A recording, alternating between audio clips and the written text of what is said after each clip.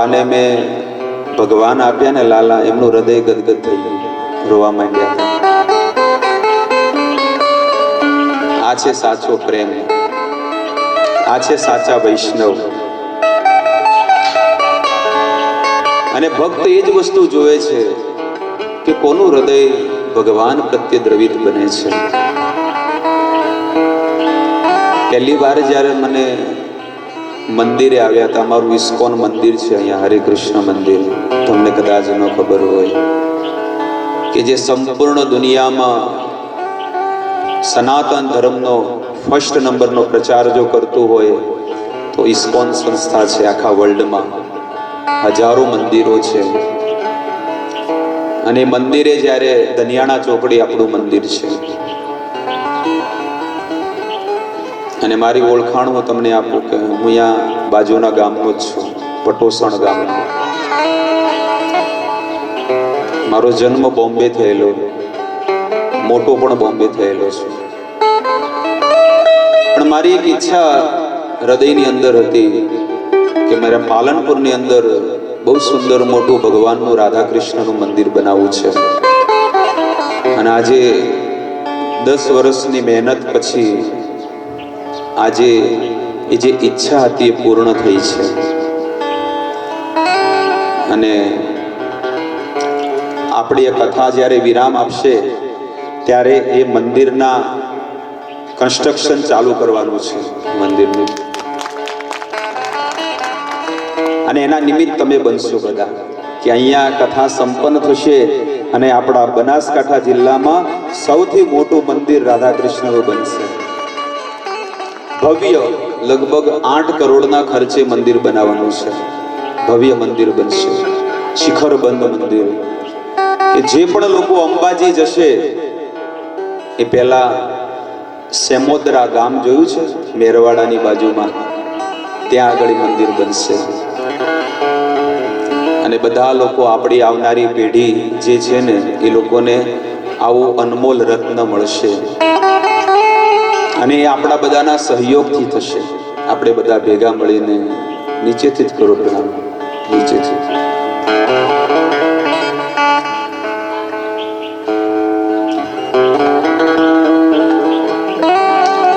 આપણા બધાના સહયોગથી જ આ કાર્ય થશે. તો આવો, આજે પ્રથમ દિવસ છે ભગવાનની કથાનો. તો પરમ સૌભાગ્ય છે કે ભગવાનની વિશુદ્ધ દિવ્ય લીલા કથા, જે કથા કે ભગવાન અને ભગવાનની કથામાં કોઈ અંતર નથી. ભગવાન જ્યારે ઉદ્ધવજીને સંદેશો આપતા હતા બદ્રિકા આશ્રમમાં, ત્યારે ભગવાન જ્યારે પોતાના ધામમાં જઈ રહ્યા હતા એમને સંપૂર્ણ ઉપદેશ આપ્યો અને છેલ્લે સાર આપ્યો કે હે ઉદ્ધવ, બધાને કહેજો કે તમે હરિનામ સંકીર્તન કરજો પોતાના ઘરે બેસીને. ભગવાને એલાન કરી દીધો કે જેના ઘરમાં આજે પણ જો રોજનું અડધો કલાક પ્રભુનું કીર્તન થશે, પ્રભુના ભજન થશે, એના જીવનમાં ક્યારે કોઈ પણ પ્રકારની કમી નહીં હોય. અને જ્યારે પણ એ શરીરનો ત્યાગ કરશે, પંચ મહાભૂત શરીરનો, તો એના ધામ, ભગવાન કહે છે કે મારા ધામમાંથી વિમાન આવશે અને હસતા હસતા પ્રભુના ઘરે પહોંચી જશે. સત્ય હકીકત છે. બહુ મોંઘો મનુષ્ય અવતાર આપણને આ ભગવાને દયા કરીને આપ્યો છે. 84 લાખ પ્રકારના શરીરોમાં સર્વશ્રેષ્ઠ જો અવતાર હોય તો ભગવાન સ્વયં કહે છે કે મને મનુષ્ય અવતાર બહુ પ્રિય છે. દેવતાઓનો અવતાર મને એટલો પ્રિય નથી કે જેટલો મનુષ્યનો અવતાર મને પ્રિય છે. કારણ કે આ મનુષ્ય અવતારની અંદર લોકો સત્યની પ્રાપ્તિ કરી શકે છે, પ્રભુની પ્રાપ્તિ કરી શકે છે. બીજા કોઈ શરીરની અંદર પ્રભુની પ્રાપ્તિ નહીં થઈ શકે.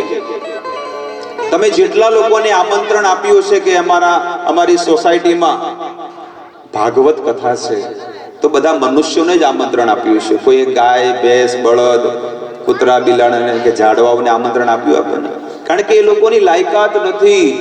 એ લોકોને જીવનની અંદર આજે પશુ, પક્ષી, જનાવર, ઝાડ યોનીમાં જે લોકો છે ને, એને માત્ર દુઃખ સહન કરવા માટે જ ભગવાને જન્મ આપ્યો છે.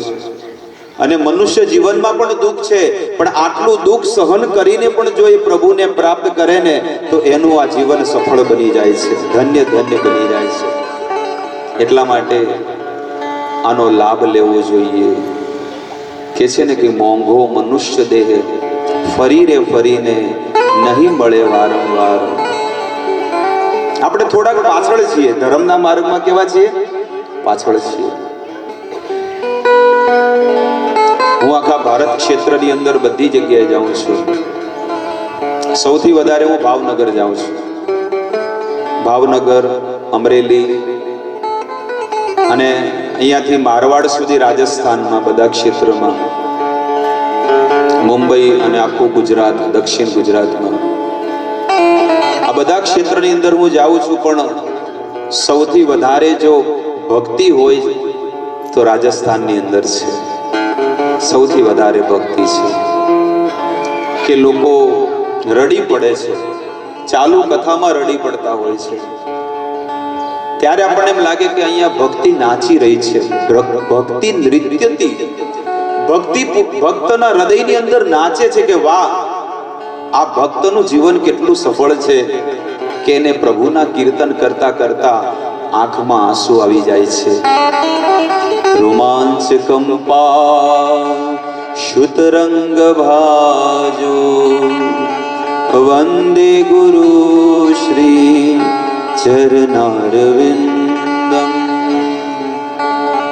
જ્યારે કોઈ ભગવાનનો ભક્ત પ્રભુનો કીર્તન કરતો હોય ને, તો ચાલુ કીર્તનમાં જ એને છે ને આંખમાંથી આંસુ આવવા માંડે છે, એને ના રૂવાટા ઊભા થઈ જતા હોય છે. આ બહુ છેલ્લો સ્ટેજ છે ભક્તિનો.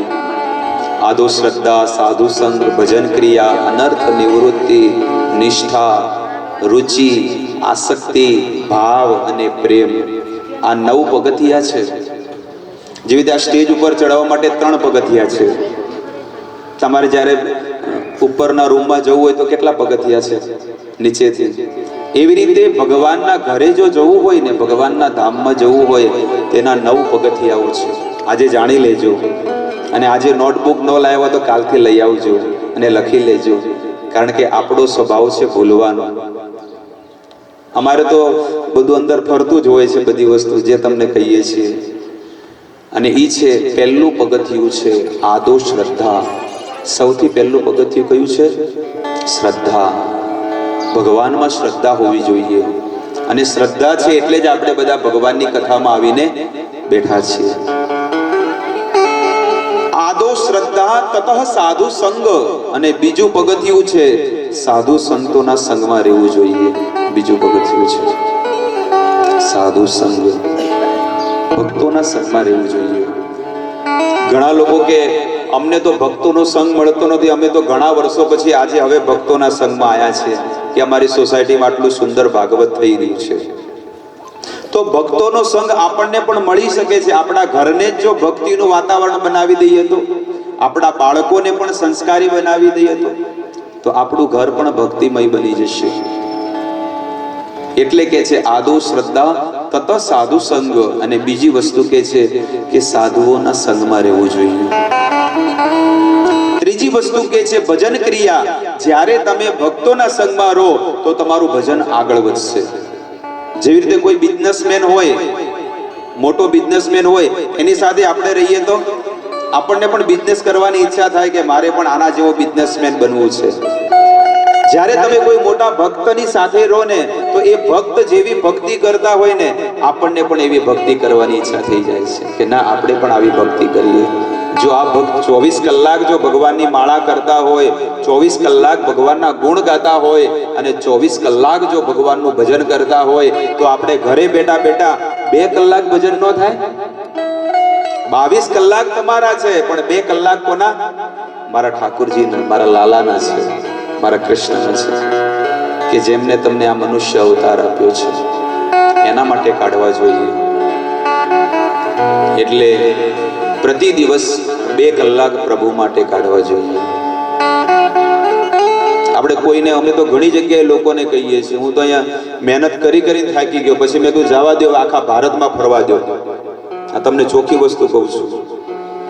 આપણે નહીં કહેતા દેશી ભાષામાં કે ગધા મજૂરી કરે, એવી મેં અહીંયા બહુ કરી છે. 2012 થી માંડીને 2018 સુધી, આ છેલ્લા 3 વર્ષથી હવે બહાર ફરવા માંડ્યો છું. અને બહાર મને બહુ સુંદર સપોર્ટ પણ મળે છે અને સહારો મળે છે, અને બહુ સુંદર સુંદર ભાગવત કથાઓ બધી થવા માંડી. પણ કેવું છે ને, પેલું કે છે ને કે ગામમાં આટલા, આપણા ઘરની અંદર કે આપણા ગામમાં કે આપણા કુટુંબમાં આટલા સુંદર ભક્ત હોય, વક્તા હોય, પણ એની કદર આપણને ન હોય. ચોખ્ખી વસ્તુ કે છે. સંત તુલસીદાસજી પણ પોતાના ગામમાંથી જ્યારે ભજન કરવા માટે નીકળી ગયા, સંત તુલસીદાસજી, અને દુનિયામાં એની વાહ વાહ થવા માંડી, પણ એ જ તુલસીદાસજી જ્યારે પોતાના ગામમાં પોતાના ઘરે આયા ને, એને કોઈ વેલ્યુ નથી. એ વસ્તુ છે. એટલા માટે કહું છું કે ભજન કરો, ભજનના માર્ગમાં હંમેશા આગળ વધવું જોઈએ. તો 84 લાખ પ્રકારના શરીરો છે, અને એ શરીરોને આપણે જાણવા જોઈએ કે કયા કયા શરીરોમાં આપણે જઈને આવ્યા છીએ. સૌથી પહેલું કે છે કે જલજા 9 લક્ષાણી, 9 લાખ પ્રકારના શરીરો જળમાં રહેવા વાળા છે, અને ત્યાં આપણે જઈને આવ્યા. કેટલા છે? 9 લાખ પ્રકારના શરીરો છે. કાચબો, માછલી, વેલ માછલી, શાર્ક માછલી, માંદેલી, ઘણી બધી માછલીઓના અલગ અલગ નામો હોય છે. એવા જળમાં રહેવા વાળા જે જંતુઓ જે છે ને, બધા જીવો, એ 9 લાખ પ્રકારના છે. સ્થાવરા લક્ષ વિશંતિ, અને 20 લાખ પ્રકારના ઝાડવાઓ છે. કેટલા થયા ટોટલ? 29 લાખ. 20 લાખ પ્રકારના ઝાડવાઓ છે. જેવી રીતે લીમડો, પીપળો, વડલો, આ બધા ઝાડના નામ છે. એ કેટલી ક્વોલિટી છે? 20 લાખ પ્રકારના આ 14 લોકની અંદર ઝાડવાઓ છે. સ્થાવરા લક્ષ્ય વિશંતિ, અને ક્રિમિયો રુદ્ર સંખ્યા ક્યાં? 11 લાખ પ્રકારના કીડાઓ છે, જીવ જંતુ. આ રાતે તમે ફોક્સ ચાલુ કરશો તો કેટલા બધા જીવાતો આવે છે ખબર છે? ટોયલેટમાં, બાથરૂમમાં, ગટરમાં, આજુબાજુમાં, પંખામાં, પછી ગેસ ચાલુ કરો, પછી ચૂલો પ્રગટાવો, તો કેટલા બધા નાના નાના બેક્ટેરિયા, જીવ જંતુઓ છે. એ 11 લાખ પ્રકારના છે. તો કેટલા થયા? 40 લાખ. ગણજો. હા, ને કે પછી કેવું હોય કે શરીર આપણું અહીંયા બેઠું છે, પણ મન ઘરમાં જતું હોય. કે બિચારા જેઠાલાલ આવતા હશે સિરિયલ, આ સિરિયલ રહી ગઈ આપણી. લોકોને એવું હોય કે ભાઈ શરીર અહીંયા બેઠું હોય, 100 કિલોનું, 80 કિલોનું, 70 કિલોનું, 60 કિલોનું, જે પણ હોય, પણ મન ક્યાં હોય? મારા છોકરા શું કરતા હશે, મારા ધણીએ ખાધું હોય કે નહીં ખાધું હોય, અમારા નણંદબા આયા છે કે અમારા ભાભી આયા છે, જે પણ હોય, ઘરમાંથી કાંઈ લઈને જતા રહે. કાંઈક ને કાંઈક ચિંતન તો કરતા જ હોય કે અમે બધું ઘર ખુલ્લું મૂકીને આયા છે, પણ ચિંતા ક્યાં હોય? ઘરમાં. પેલું કહેવત છે ને કે મન મંદિરમાં, પેલું તન મંદિરમાં અને મન જૂતામાં હોય. એના જેવું છે આપણું મન. ક્યારેક બેઠા હોય ને 1 જ સેકન્ડમાં અમેરિકામાં જતું રહે, ક્યાંય પહોંચી જાય. બોલો, આપણને ખબર ન પડે કે ક્યાંય પહોંચી ગયા આપણે. એવી આપણી સ્થિતિ છે. એટલે ધ્યાનપૂર્વક મન લગાડીને પ્રભુનું નામ લેશું, પ્રભુનું સ્મરણ કરશું. જલજા 9 લક્ષાણી, સ્થાવરા લક્ષ્ય વિશંતિ, ક્રિમિયો રુદ્ર સંખ્યા કા, એટલે 40 લાખ થયા. પક્ષીણામ 10 લક્ષણમ, ઉડવા વાળા પક્ષીઓ 10 લાખ પ્રકારના છે. કાગડો, કોયલ, મેના, ચકલી, પોપટ, તેતર, ઘુવડ, મોર, આ બધા જે પક્ષીઓના નામ છે એ કેટલા પ્રકારના છે? 10 લાખ પ્રકારના. કેટલા થયા? 50 લાખ. ઘરે ગણાવજો. આપણા પતિદેવ નથી આવ્યો ને, એમ કહેવાનું કે જો આટલા શરીરમાં આપણે ફરીને આવ્યા છીએ, કેટલી મુસાફરી મફતમાં કરીને આવ્યા, અને પછી ભગવાને આપણને આ કાયા આપી છે દુર્લભ. અને એમાં પણ 50 વર્ષનું જીવન છે, અને 20 વર્ષ તો ઊંઘવામાં જતા રહે. રાત્રે 10 થી સવારે 7. સમજી ગયા? એટલે 20 વર્ષ તો કાઢી જ નાખવાના ઊંઘવામાં. 10 વર્ષ 15 વર્ષ ભણવામાં કાઢી નાખે. 2 3 4 વર્ષ તો કોકની નિંદા કરવામાં કાઢી નાખે. 4 વાગે એટલે બીજાના ઓટલા તોડવા જાય. ફલોણી ઓમ હતી, ફલોણો ઓમ હતો, અને ઓમ કર્યું, ફલોણીનો છોકરો લાઈન નાહી ગયો, પેલો છોકરો ઉઠી ગયો, પેલા આમ કર્યું. આ નિંદા કરવામાં જતો રહે. અને 2 4 5 વર્ષ કોકના લગ્નમાં જાય, કોકના છૂટાછેડામાં જાય, કોકના મરણમાં જાય. આ તો ભરકાવાળા જવું છે, આ તો મગરવાળા જવું છે, આજ તો ફલાણ લગ્ન છે, આજે તો પાર્ટી છે. તો રહ્યું કેટલું આપણું જીવન? તમે મને કહો કે જો 84 લાખ પ્રકારમાં જીવ ભટકતો હોય અને ભગવાને આટલો દુર્લભ મનુષ્ય અવતાર આપ્યો, તો આપણી પાસે શું વધ્યું છે? આપણે કોઈ ગણના નથી કરતા, માત્ર છે ને જીવન જીવતા રહીએ છીએ, જીવન જીવતા રહીએ છીએ. પણ ક્યારે આની કદર નથી કરતા કે 84 લાખ પ્રકારના શરીરમાં હું ભટકતો ભગવાને મારી પર દયા કરી કે મને આ મનુષ્યનું શરીર આપ્યું છે. તો આ શરીરથી હું પ્રભુનું નામ લઉં, ભજન કરું, ભક્તિ કરું. હાય રે દુર્ભાગ્ય, બીત ગયે દિન ભજન બિના. મારું કેટલું મોટું દુર્ભાગ્ય કહેવાય કે મારા જીવનનો છેલ્લો સમય આવી ગયો, ઘડપણ આવી ગયો, પણ મેં મારા જીવનમાં હજી સુધી પ્રભુની પ્રાપ્તિ નથી કરી. જેવી રીતે મોઢામાં તમે થર્મોમીટર મૂકો તો તમને તરત ખબર પડી જાય કે કેટલો તાવ છે. તો એવું થર્મોમીટર હોય તો ખબર પડી જાય કે કેટલી ભક્તિ છે આપણા હૃદયમાં. પછી આપણને બહુ રોવું આવશે કે ભગવાને આપણને આ કાયા તો આપી, પણ આપણે પ્રભુનું ભજન ન કર્યું, ભક્તિ ન કરી. કેટલું મોટું દુર્ભાગ્ય છે. તો પક્ષી નામ 10 લક્ષણમ કેટલા થયા? 40 ને 10 50 લાખ શરીરો. 50 લાખ કહેવામાં તો છેલ્લા છે, પણ ગણવામાં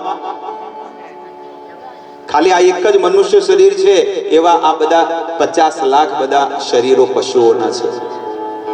30 લક્ષાણી પશવ, 1 ખરીવાળા, 2 ખરીવાળા, વગર ખરીવાળા, 4 પગવાળા જે છે ને, ગાય, ભેંસ, કૂતરો, બળદ, ચિત્તો, જીરાફ, વાઘ, સિંહ, હરણ, આ બધા શરીરોના નામ છે. અને એ 30 લાખ પ્રકારના છે. કેટલા થયા ટોટલ? 80 લાખ થયા. અને 80 લાખ પછી સ્વયં વેદવ્યાસ મહારાજ પદ્મ પુરાણ ગ્રંથની અંદર આ વસ્તુ લખે છે. ચતુર્લક્ષાણી માનુષમ, હે જૈમિની ઋષિ, 4 લાખ પ્રકારના આ મનુષ્ય શરીર છે. 4 લાખ પ્રકારના. અમે તો જોયા જ ના 4 લાખ પ્રકારના. આપણે તરત કહી દઈએ, અમે ક્યાંય જોયા નથી 4 લાખ પ્રકારના. એક સ્ત્રીઓની, પુરુષોની, કિન્નરીઓની. આવી રીતે ભાગવતમાં લખેલું છે. કિરાત, હુણા, પુલિંદ, પુલકસા, આબીર, કંક, યવન, કસ, દય, આવા અલગ અલગ પ્રકારના મનુષ્ય શરીરોના નામ છે. સ્વર્ગના જે દેવતાઓ છે ને, એને પણ મનુષ્ય શરીર ગણવામાં આવે છે. હરે કૃષ્ણ. એને પણ મનુષ્ય શરીર ગણવામાં આવે. એને પણ મનુષ્ય શરીર ગણવામાં આવે છે. સ્વયં ગીતાનું પ્રમાણ હું તમને આપીશ. 7 દિવસ સુધી અહીંયા જે પણ કથા થશે એ હું મારી કથા નહીં કરું.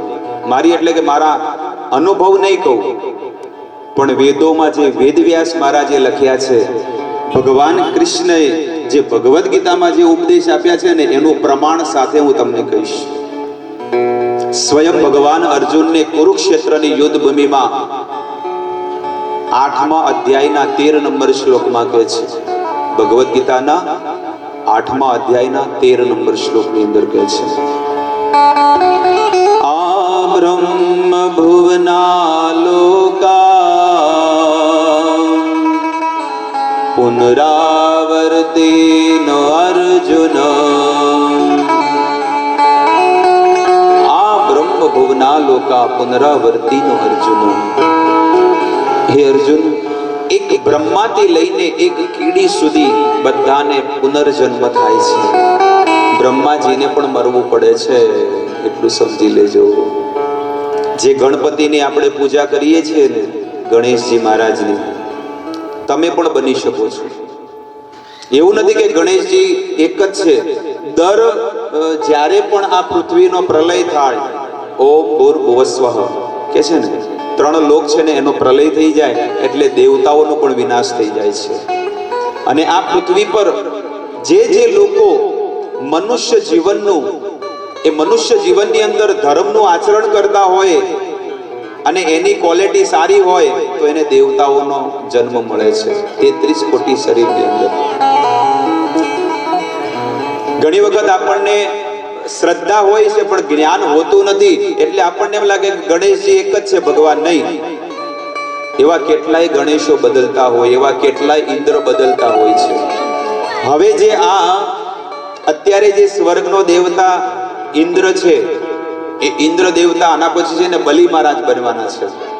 તમને ખબર હોય ન હોય, શાસ્ત્રોનું જો જ્ઞાન હોય ને તો હવે પછીના આ તો સપ્તમ મન્વંતર અવતાર છે, આના પછીના મન્વંતરની અંદર બલિ મહારાજ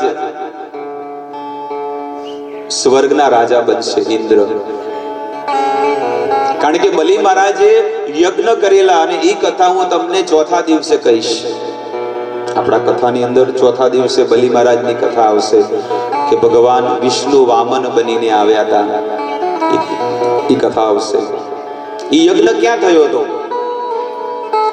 ભગવાન એ જે બલિ મહારાજે યજ્ઞ કર્યો હતો અને ભગવાને 3 પગ જમીન માપી હતી, યજ્ઞ કઈ જગ્યાએ થયો હતો? કયા સ્થાને થયો હતો? ક્યાં થયો હતો?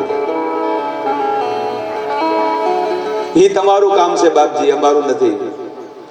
અમારું તો ખાલી સિરિયલો જોવાની, પેપરો વાંચવાના અને મોબાઈલ મેળવાનો. આખો દાડો શું કરવાનું? મોબાઈલમાં જોવાનું. કેટલા વોટ્સઅપ આયા, ફેસબુક પર કેટલા ફોટા આયા, પણ ક્યારે વિચાર આપણે થાય કે ચલો આપણે ગ્રંથો ખોલીને વાંચન કરીએ આપણા સનાતન વેદોનું, કે ભાઈ બલિ મહારાજે ક્યાં યજ્ઞ કર્યો, ભગવદ્ ગીતામાં કેટલા અધ્યાય છે, બોલો તો. કોઈ આંગળી ઊંચી કરજો, કોઈ બોલવાનું નથી, જેને આવડતું હોય એ જ બોલજો. હા,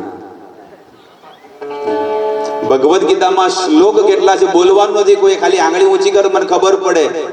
અને પછી હું એને પૂછું કે આને જ્ઞાન છે કે નથી, હું તરત આમ દૂરબીનની જેમ ખબર પડી જશે મને કે આ સાચું બોલે છે ખોટું બોલે છે. કોણે આંગળી ઊંચી કરી? આ બાજુ બાએ ઊંચી કરી હતી. હા, કેટલા અધ્યાય, કેટલા શ્લોક છે અને શ્લોક કેટલા છે? હા, એવું તરત ખબર પડી જાય. કોઈ પણ વ્યક્તિના ચહેરા ઉપરથી ખબર પડી જાય કે આને આ સાચો છે કે આની અંદર જ્ઞાન છે કે નહીં, તરત ખબર પડી જાય. જેમ પેલો ટીસી પકડી જાય ને, ટીસી હોય ને તરત પકડી લે કે આની પાસે ટિકિટ છે કે નહીં. કારણ કે કાળા કોટ વાળો હોય ને ત્યારે આપણને ડરી જઈએ. એમ જો કોઈ સંત, કોઈ ભક્ત આપણને જયારે પ્રશ્ન પૂછે ને તો તરત આપણે આમ ઝાંખા પડી જઈએ તરત, અને તરત ખબર પડી કે આ ખોટું બોલે છે, કે આને જ્ઞાન નથી. વિચાર કરો કે આપણે આટલા લોકો, આપણને શ્રદ્ધા છે એટલે આપણે કથામાં આવ્યા છીએ. બાકી આખી સોસાયટીમાં ગણવા જઈએ ને ગણતરી તો કેટલા બધા થાય? 500 માણસો થાય કે ન થાય? કેટલા થાય? કેટલા બેઠા છે? હું એટલા માટે તમને કહું છું કે બહુ જ ભાગ્યશાળી જીવાત્મા હોય, એના ભાગ્યનો ઉદય થાય ને ત્યારે જ એ ભાગવત કથામાં આવીને બેસી શકે છે, ને તો નહીં. ત્યારે જ આવીને બેસી શકે છે.